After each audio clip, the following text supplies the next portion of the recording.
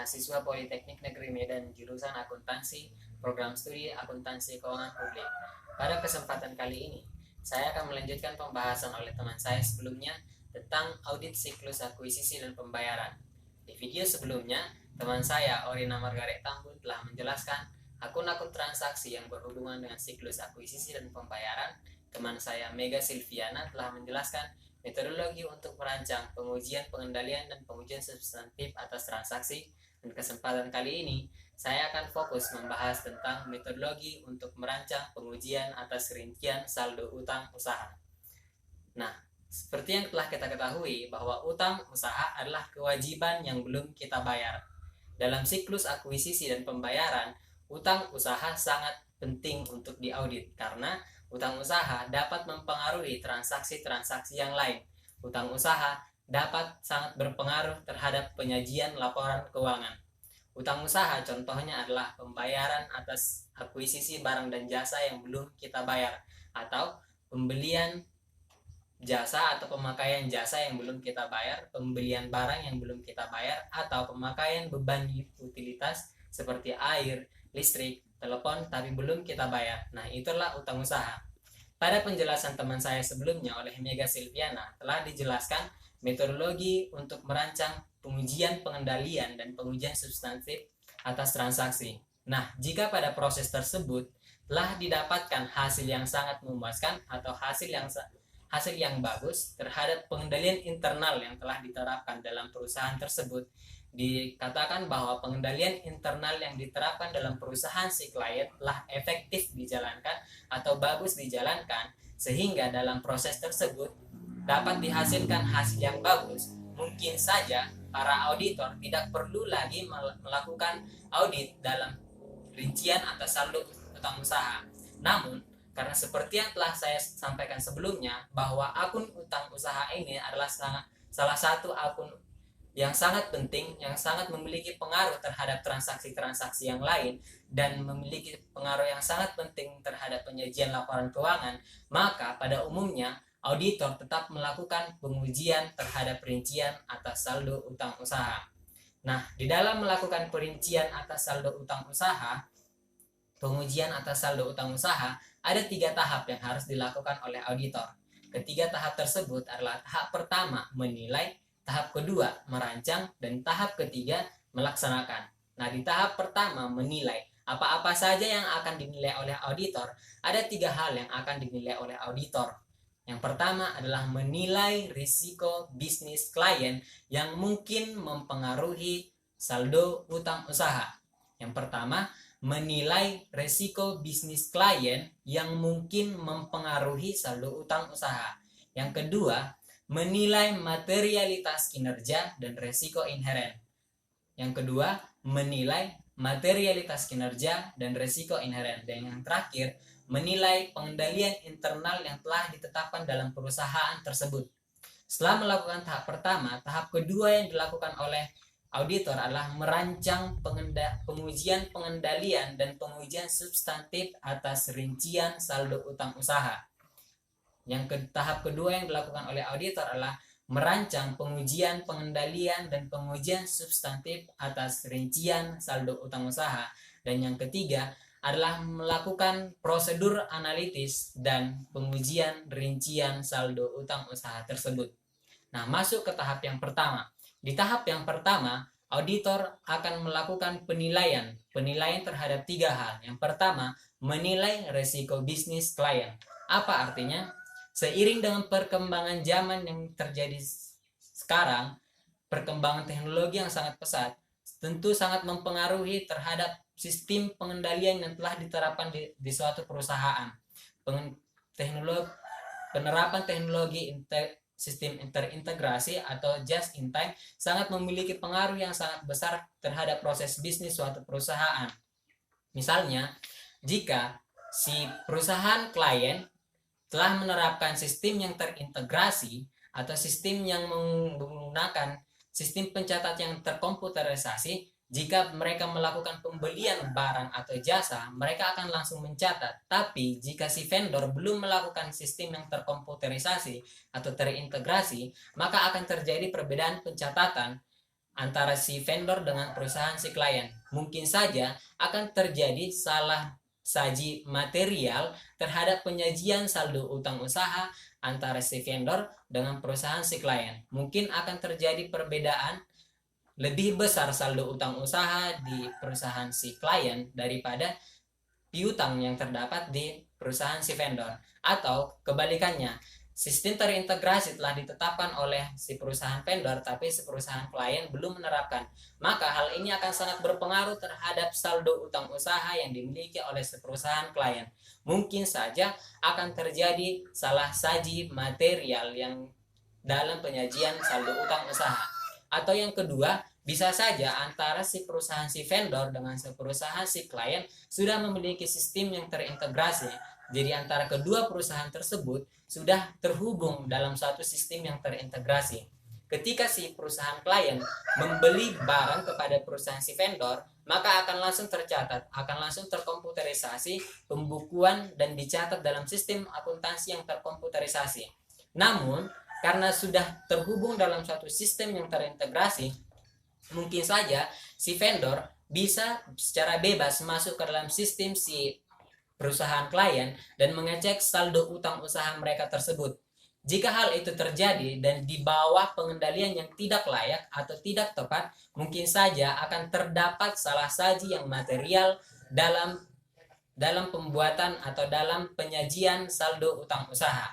Nah, itulah yang harus dilakukan oleh si auditor yang pertama, menilai risiko bisnis klien karena perubahan teknologi atau perubahan sistem pengendalian yang diterapkan dalam perusahaan tersebut akan memiliki pengaruh yang sangat signifikan terhadap penyajian saldo utang usaha. Yang kedua, yang akan dinilai oleh auditor adalah materialitas kinerja dan risiko inheren. Maksudnya adalah sebelum menilai saldo utang usaha atau akun-akun secara pribadi-pribadi, yang pertama dilakukan oleh si auditor adalah melihat secara garis besar atau melihat secara keseluruhan laporan keuangan yang disajikan oleh manajemen perusahaan. Dari laporan keuangan tersebut, maka si auditor akan mampu mengidentifikasi seberapa jauhkah tingkat materialitas penyajian laporan keuangan yang disediakan oleh manajemen tersebut, seberapa burukkah atau seberapa tidak sesuaikah dengan kriteria yang telah ditetapkan. Nah, setelah mengetahui seberapa materialitas tingkat penyajian laporan keuangan tersebut, maka auditor akan mengidentifikasikan tingkat materialitas kinerja tersebut terhadap akun-akun secara signifikan. Misalnya terhadap piutang usaha, terhadap utang usaha, terhadap kas, terhadap persediaan. Nah, utang usaha sama dengan piutang usaha memiliki pengaruh yang signifikan terhadap transaksi-transaksi yang lain dan memiliki pengaruh yang signifikan terhadap penyajian laporan keuangan, sehingga tidak banyak atau secara umum para auditor akan menetapkan tingkat materialitas kinerja dalam akun utang usaha yang didapatkan dari laporan keuangan itu sedang atau tinggi, tidak pernah di bawah, tapi selalu sedang atau tinggi, sama seperti piutang usaha. Karena alasannya bahwa akan terjadi salah saji material antara si perusahaan si vendor dengan si perusahaan si klien. Mungkin saja saldo yang dimiliki oleh si vendor lebih besar daripada saldo yang dimiliki oleh si perusahaan klien. Dengan alasan yang sama, auditor juga akan menaikkan level atau tingkat risiko inheren yang sedang sampai ke tinggi terhadap saldo utang usaha tersebut. Karena alasan bahwa akun utang usaha perlu diaudit karena memiliki pengaruh yang signifikan terhadap transaksi-transaksi yang lain dan penyajian laporan keuangan. Hal yang ketiga yang perlu dinilai oleh auditor adalah pengujian pengendalian. Bagaimanakah pengendalian internal yang telah diterapkan di dalam perusahaan tersebut? Seberapa efektifkah pengendalian internal yang diterapkan di perusahaan tersebut? Apakah bagus, apakah buruk? Karena bagus buruknya pengendalian internal yang diterapkan di perusahaan tersebut akan sangat berpengaruh terhadap penyajian atau salah saji material terhadap penyajian saldo akun utang usaha. Jika penerapan pengendalian internalnya buruk, maka tingkat materialitasnya pun sangat akan tinggi. Tapi jika penerapan pengendalian internalnya baik atau baik dijalankan dalam perusahaan tersebut, maka mungkin saja tingkat salah saji material yang di dalam akun saldo utang usaha akan sangat rendah, tapi tidak menutup kemungkinan bahwa tingkat salah saji pun dapat tinggi apabila pengendalian internal telah ditetapkan atau telah dijalankan secara baik. Nah, itulah langkah pertama atau tahap pertama yang dilakukan oleh auditor, yaitu menilai resiko bisnis. Yang kedua, menilai materialitas kinerja, dan ketiga, menilai pengendalian internal. Kenapa perlu menilai ketiga hal tersebut? Karena dari ketiga hal tersebut dapat mempengaruhi kesalahan penyajian atau salah saji saldo utang usaha dalam laporan keuangan. Setelah melewati tahap pertama, tahap kedua yang akan dilakukan oleh auditor adalah melakukan pengujian pengendalian dan pengujian substantif atas transaksi. Nah, pembahasan ini telah dijelaskan oleh teman saya sebelumnya, Mega Silviana, tentang bagaimana metodologi untuk merancang pengujian atas pengendalian dan pengujian substantif atas transaksi. Nah, pada kesempatan kali ini saya akan menjelaskan lebih singkat bahwa dalam tahap kedua ini yang perlu dilakukan oleh auditor adalah auditor harus secara betul-betul paham atau betul-betul tahu bagaimana sistem penerapan pengendalian internal yang telah diterapkan di perusahaan tersebut. Seberapa efektifkah pengendalian internal yang diterapkan di perusahaan tersebut? Pengaruh signifikan yang ditunjukkan oleh pengendalian internal terhadap rincian saldo utang usaha, biasanya auditor dapat membuat dua ilustrasi. Ilustrasi yang pertama, asumsikan bahwa perusahaan si klien, perusahaan yang diaudit oleh auditor, memiliki sistem pengendalian yang internal yang baik. Artinya, jika terjadi pembelian barang dan jasa, dicatat pada tanggal yang pas. Pembayaran dilakukan pada tanggal yang pas atau sesuai dengan tanggal jatuh tempo. Dan pencatatan pengeluaran atau pembukuan pengeluaran kas dilakukan secara tepat dengan tanggal yang tepat juga. Maka dapat disimpulkan bahwa pengendalian internal yang dilakukan secara efektif akan memiliki pengaruh terhadap penyajian laporan keuangan atau salah saji material laporan keuangan terhadap saldo utang usaha itu sangat minim. Yang kedua, asumsi yang kedua bahwa si perusahaan si klien yang diaudit oleh auditor tidak memiliki pengendalian internal yang bagus atau tidak efektif dijalankan. Misalnya, jika pembelian barang dan jasa atau penggunaan barang dan jasa itu tidak dicatat secara tepat, tidak dilakukan pencatatannya secara tepat, atau pembayaran yang telat, atau pembayaran yang dilakukan jauh setelah tanggal jatuh tempo, atau pengeluaran kas yang dilakukan atau pencatatan pengeluaran kas yang tidak dilakukan secara tepat, maka hal ini akan sangat berpengaruh terhadap penyajian saldo rincian saldo utang usaha. Mungkin saja atau pasti penyajian laporan keuangan terhadap rincian saldo utang usaha itu memiliki salah saji yang sangat materialitas. Nah, setelah menilai risiko, setelah melakukan pengujian terhadap pengendalian, maka si auditor akan melakukan pengujian substantif atas transaksi-transaksi tersebut. Seperti yang dijelaskan oleh teman saya sebelumnya, ada 6 hal yang harus dilakukan oleh auditor untuk melakukan pengujian atas substantif. Yang pertama, menguji keterjadian. Yang kedua, menguji kelengkapan. Yang ketiga, keakuratan. Yang keempat, posting dan pengiktisaran. Yang kelima, klasifikasi. Dan yang keenam, penetapan waktu. Artinya, yang pertama di pengujian substantif yang dilakukan adalah terhadap keterjadian.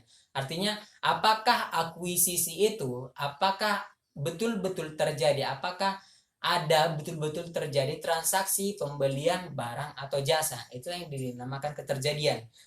Yang kedua adalah kelengkapan. Jika memang transaksi pembelian barang atau jasa itu atau akuisisi terhadap barang dan jasa itu betul-betul ada, apakah transaksi itu telah dicatat? Itu yang dimaksud dengan kelengkapan. Yang ketiga adalah keakuratan. Artinya, apakah transaksi yang telah terjadi itu dan telah dicatat itu sudah akurat? Apakah jumlahnya telah pas? Atau apakah antara sisi debit dengan sisi kredit telah balance? Dan yang keempat adalah posting dan pengiktisaran. Artinya, setelah memang transaksi itu betul-betul terjadi, sudah dicatat dan sudah akurat, apakah postingannya terhadap file-filenya sudah pas. Jika dalam akun utang usaha akan diposting ke file akun utang usaha. Jika akun wesel bayar akan diposting ke wesel bayar. Utang obligasi akan diposting ke obligasi. Apakah itu sudah dilakukan? Itulah yang perlu dilakukan oleh auditor dalam pengujian substantif. Yang kelima, klasifikasi. Artinya, apakah si perusahaan atau manajemen telah mengklasifikasikan akun-akun tersebut secara pas? Akun utang usaha pada akun utang usaha, piutang pada piutang, kas pada kas, persediaan. Dan yang terakhir yang perlu dilakukan oleh auditor dalam pengujian substantif adalah penetapan waktu. Artinya, apakah transaksi tersebut telah dicatat sesuai dengan tanggal yang tepat? Tidak sebelum barang diterima sudah dicatat, atau setelah barang diterima baru dicatat. Artinya, ketika barang diterima, ketika jasa dipakai, maka dilakukan pencatatan. Nah, itulah 6 hal yang perlu dilakukan oleh auditor dalam tahap kedua, yaitu dalam pengujian pengendalian dan pengujian substantif. Yang terakhir, dalam tahap yang terakhir yang dilakukan oleh auditor setelah mereka tahu dalam tahap 1 menilai risiko, menilai materialitas kinerja dan risiko inheren, menilai pengendalian internal dan melakukan pengujian substantif atas transaksi. Apa tujuan mereka melakukan hal tersebut? Agar mereka mengetahui seberapa besarkah pengaruh dari hal-hal tersebut terhadap penyajian saldo utang usaha. Apakah tingkat penyajiannya salah sajinya materialitas atau tidak materialitas. Sehingga ketika mereka mengetahui hal-hal tersebut, risiko bisnis klien sudah mereka ketahui seberapa besar pengaruhnya terhadap penyajian saldo utang usaha, materialitas kinerja, dan pengendalian internal seberapa efektif dan seberapa besarkah pengaruhnya terhadap penyajian saldo utang usaha, maka tahap terakhir yang akan dilakukan oleh auditor adalah melakukan prosedur analitis dengan tahun-tahun sebelumnya. Apa yang akan dianalisis oleh auditor melakukan dalam tahap ketiga ini. Tapi sebelumnya saya akan menjelaskan apa itu prosedur analitis. Prosedur analitis adalah salah satu langkah atau prosedur yang dilakukan oleh auditor untuk mengumpulkan bukti-bukti yang didapatkan yang akan digunakan untuk menentukan seberapa materialkah atau sudahkah sesuai laporan keuangan yang disajikan oleh manajemen tersebut terhadap kriteria yang telah ditetapkan oleh peraturan standar akuntansi keuangan di Indonesia. Nah, prosedur analitis itu dilakukan dengan cara membandingkan antara unsur-unsur keuangan dan unsur-unsur non-keuangan. Misalnya, unsur keuangan yang dibandingkan adalah laporan keuangan tahun ini dengan laporan keuangan tahun sebelumnya. Atau jika membandingkan unsur keuangan dengan unsur non-keuangan, membandingkannya antara penjualan yang dilakukan oleh suatu perusahaan dengan tingkat permintaan yang dilakukan oleh beberapa konsumen atau konsumen terhadap penjualan produk yang dilakukan oleh perusahaan tersebut. Nah, di dalam prosedur analitis yang dilakukan oleh auditor, ada 4 hal yang harus mereka lakukan. Yaitu, yang pertama, membandingkan saldo akun beban yang berhubungan dengan akuisisi tahun sebelumnya. Yang kedua dilakukan oleh auditor dalam prosedur analitis adalah mereview daftar utang usaha dan mengklasifikasikan akun-akun tersebut terhadap akun-akun yang seharusnya.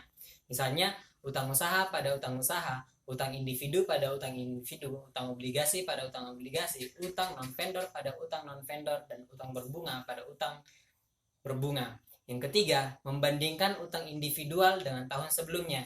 Yang terakhir, menghitung rasio, misalnya membagikan pembelian terhadap utang. Apakah sesuai pembelian terhadap utang atau apakah sesuai pembelian terhadap barang dan jasa yang diterima oleh si klien. Setelah melakukan prosedur analitis, maka tahap terakhir yang dilakukan oleh auditor adalah melakukan pengujian substantif terhadap rincian saldo utang usaha. Sama seperti dalam pengujian substantif atas transaksi, hampir mirip dengan pengujian substantif yang dilakukan oleh auditor terhadap rincian saldo utang usaha. Dalam hal ini, ada 7 hal yang harus diuji oleh auditor. Yang pertama adalah detail tie-in dengan cara auditor harus memeriksa manual maupun komputer apakah totalnya telah benar dan kemudian mencocokkan total tersebut dengan total yang terdapat dalam buku besar dan laporan vendor. Yang kedua yang dilakukan adalah eksistensi, menguji eksistensi. Apakah utang yang terdaftar dalam utang usaha itu memang ada atau apakah itu terjadi atas transaksi fiktif yang dilakukan oleh perusahaan klien. Yang dengan cara prosedur yang dilakukan oleh si auditor untuk menilai eksistensi adalah menelusuri daftar utang usaha dan mencocokkannya ke laporan vendor. Yang ketiga adalah menguji kelengkapan saldo tersebut. Utang usaha yang telah ada apakah telah dicantumkan secara lengkap dalam daftar utang usaha tersebut.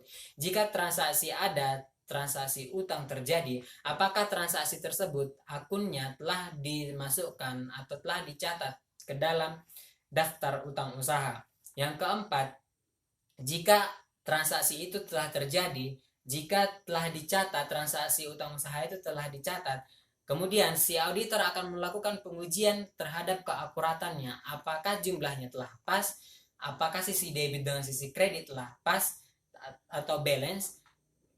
Maka auditor perlu menguji keakuratannya. Yang selanjutnya atau yang kelima adalah klasifikasi. Apakah utang yang atau akun-akun tersebut telah diklasifikasikan dengan benar? Apakah akun utang usaha telah diklasifikasikan terhadap akun utang usaha yang pada posisinya akun utang usaha pada utang usaha, wesel bayar pada wesel bayar, obligasi pada obligasi. Serta hal yang keenam yang perlu diuji oleh auditor adalah pisah batas, artinya pembayaran dicatat pada tanggal yang tepat. Jika pembelian dilakukan tanggal 28 April dan pembayarannya jatuh tempo pada 29 Mei, apakah pembayaran dilakukan pada tanggal tersebut, pengeluaran kas dilakukan pada tanggal tersebut, maka si auditor perlu melakukan pengujian terhadap pencatatan yang dilakukan oleh si manajemen. Dan yang terakhir adalah kewajiban pembayaran. Si perusahaan klien memiliki kewajiban pembayaran terhadap beban atau kewajiban yang terutang dalam laporan keuangan mereka. Nah, itu adalah hal-hal yang perlu dilakukan atau tahapan-tahapan yang perlu dilakukan oleh auditor dalam melakukan pengujian atas rincian saldo utang usaha. Yang pertama, saya akan ulangi, yang pertama adalah menilai risiko bisnis klien, menilai materialitas kinerja dan risiko inheren, dan menilai pengendalian internal serta melakukan pengujian pengendalian atas transaksi. Kenapa hal itu perlu dilakukan? Agar si auditor tahu seberapa besarkah pengaruh hal-hal tersebut terhadap salah saji saldo utang usaha. Karena secara umum tujuan audit atas utang usaha adalah menilai seberapa besarkah, seberapa materialkah salah saji atas saldo utang usaha. Apakah utang usaha itu telah dicatat dan telah diungkapkan dan dicatat dalam buku akuntansi dengan benar dan tepat. Itulah tujuan dilakukannya audit atas utang usaha.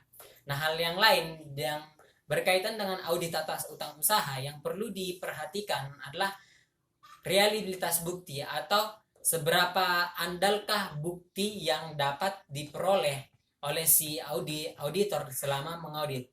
Dalam hal ini saya akan menerangkan tiga bukti audit yang dapat dikumpulkan oleh auditor. Yang pertama adalah laporan vendor, yang kedua faktor vendor, yang ketiga adalah konfirmasi. Sebagaimana kita ketahui bahwa konfirmasi adalah bukti audit yang sangat memiliki pengaruh yang sangat signifikan yang dapat membantu auditor dalam mengaudit laporan keuangan apakah telah sesuai dengan laporan keuangan. Jadi yang paling andal atau paling reliabilitas bukti audit dalam hal ini adalah konfirmasi. Yang kedua adalah laporan vendor, karena dalam laporan vendor itu sudah tercantum total pembelian yang dilakukan oleh si perusahaan klien.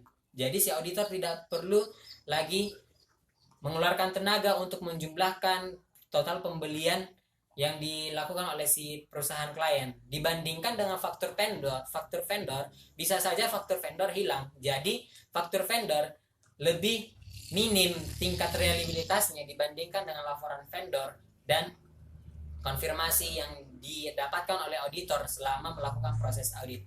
Nah, demikianlah penjelasan kelompok kami dalam melakukan audit atas siklus akuisisi dan pembayaran. Semoga bermanfaat untuk kita semua. Sekian dan terima kasih.